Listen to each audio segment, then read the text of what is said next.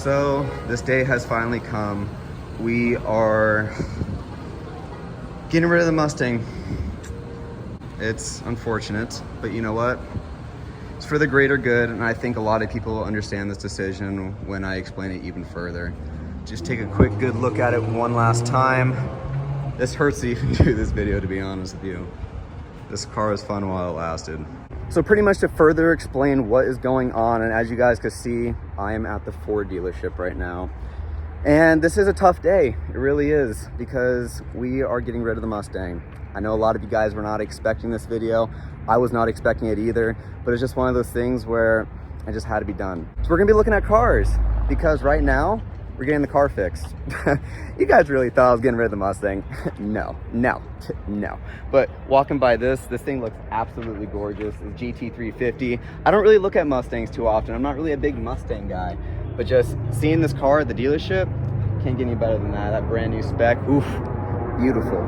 Aside from that though, we are getting the Mustang fixed currently right now, and I was not anticipating on bringing the car here at all. This was the last thing I wanted to do because unfortunately, the car has not been acting right. I've been dealing with plenty of issues for the past few weeks already, actually few months, where I have a check engine light that popped up that's a P0053 code. And for those of you guys that don't know what that is, it's a bank one, sensor one heater resistance code that's pretty much not allowing the O2 sensor to read once the car starts warming up. I feel like I've done so much research on this thing to the point where every single Google search that you do is highlighted purple. I've talked to AI, I've talked to so many different resources, and the best of my knowledge, I can't seem to figure this out. I'm not sure what I did the very first time around to make this thing right when it happened a year or so ago, but this time around, I think it's just biting me in the ass right now, and this demon child that I have sitting in that garage over there is not cooperating with me at all. So aside from that though, I'm gonna be making an extremely detailed video on how that we could fix this car and the issue that it's causing, because every single forum that I ended up reading online, every single video that I ended up watching, every single diagnostic I made, all the friends and people that I've talked to that have tried to help me try to figure out this issue, and to the best of my knowledge and the resources that I had, we're not able to come to a conclusion as to what's wrong with this car. I swapped the O2 sensors. I've even replaced the O2 sensors. I ended up having a new code pop up 2 days ago that was some small leak for emissions that I don't even really want to get into right now. The car is going to probably be gone for a few days, and like I said, I'm going to make an extremely detailed video on this because there wasn't a single person on any of the forums that was giving me the answers that I need. They would go all the way, all the way to the point where it's like, yes, give me the answers, and then they would just stop replying. And it's driving me crazy because the air to fuel ratio on the car is not working. The check engine light's been on for a while. The car actually shuddered and stalled on me on the freeway. And let me just say, do not buy Amazon parts, at least for even testing. But let me just say, the diagnostic over here at the Las Vegas Godin Ford, it's gonna cost me $229 to diagnose. And do I wanna spend that? Absolutely not. And I'm gonna talk about that here in a second before you guys all freak out.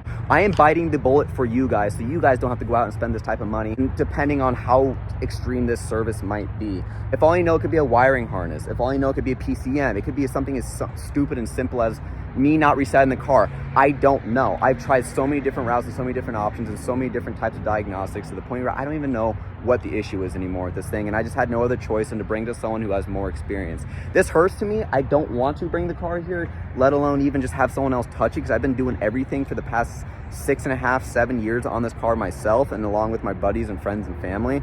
But you know what? I mean, for something like this, I just need to have someone that has a little bit more better tools and expertise on this stuff. This is going to be an expensive one. I know it is. I got about so many different cool things with this, or even just Pokemon cards. I like fucking with Pokemon cards. But I don't want you guys to struggle just like how I did for the past few months already. Other than that, though, since we're already here, we might as well start looking at cars, because right here, you guys just saw earlier, we have a Cobra. If this is legit Cobra, which it looks like, we got one right here. Comparing it to my car, this one already looks like it's in better shape because mine's a hunk of shit. Like right here, for example, like the bumper tucks in very nicely. Mine pops out, and this thing is just gorgeous. I'm a big fan of this. Let's see how much this costs right here. No dealer warranty. Doesn't look like there's any information over on this thing. Just about what I get, 15 in the city. Has 8,000 miles and it's a 6-speed. Wow. This thing is a baby. Has a nice, what, those Recaro seats maybe on the inside. Could be right, could be wrong. There isn't really a price on here, and I can understand why, but I like the black. I really do. I actually prefer black more than I prefer white on my car, but you know what? I guess it's just nice to have a little bit of change up. But This thing is beautiful. And a lot of you guys have asked me this question of where I got my wing. This is pretty much exactly where I got my wing, is on the stock GT500. But what is different on mine compared to this one is that they have the OEM gurney flap on there. Mine, I ended up having to custom make because it was not meant for what I ended up putting it on. So I ended up having to custom make and make a bunch of random different things. And one other thing I want to mention too that my car is just completely trashed on is this whole like cowl right here. Like, all my rubber is ripped off over my car and it just pretty much just took a shit on me, so there's just a big gap in between. This car is in really good shape for what it is, and I believe this is an older model than mine. But if anybody's interested in getting a GT500, there's one right here over at Godden Ford, Las Vegas. This thing is really beautiful. And the new hot topic of this year is the new 2024 Mustang. I am not a fan of pretty much any convertible, to be honest with you, but it is nice to see these cars just lined up. Oh shit, there's a lot of them actually. I was not expecting all this. I remember seeing one just like this over at Formula Drift Long Beach, and I actually recorded a short on this not too long ago.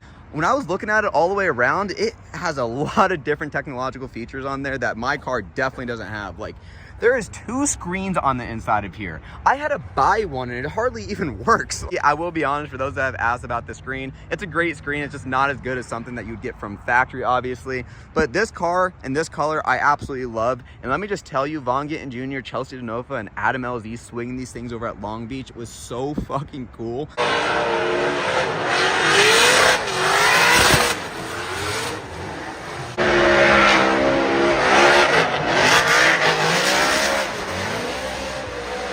And they just look really good with the wide body. So if anybody ever decides to get one of these, well, the newer ones, throw a wide body in this. I'm telling you right now, it looks so good.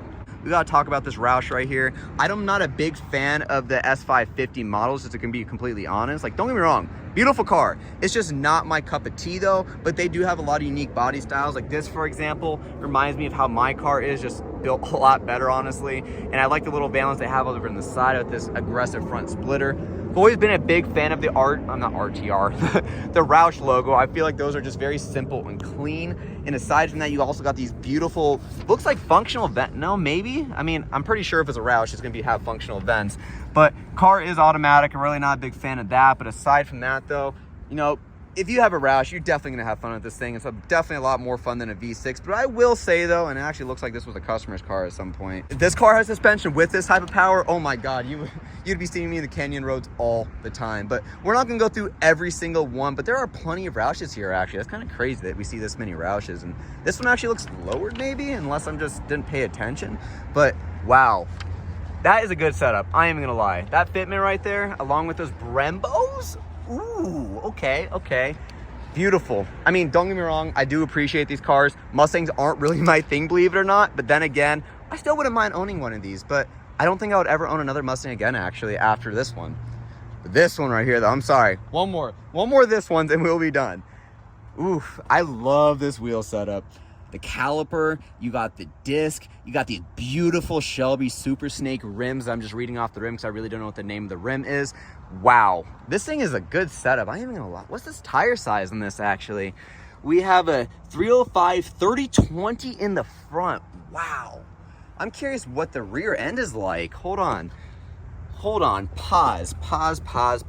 You also have a 305 30/20. Oh, disappointing me right here, but it is stick though, so I'll give him that. But not a fan of the convertible. Can't stand convertibles, as I've already said in this video. But good color combo. I actually do like the hint of blue on here with the black. But we cannot forget, guys. Cannot forget. And I actually skipped on a few of these carbon mirrors that look like they come from factory. I don't know much about Mustangs, to be completely honest with you. I only know really as much as what my car is and what it entails, even though I'm here over at Ford trying to figure out exactly what the fuck is wrong with my car. But aside from that though, like, these aren't really my cup of tea. But then again, I still appreciate them. I'm a car guy. I love cars. I love Hondas. I love JDMs. I love classic American muscles.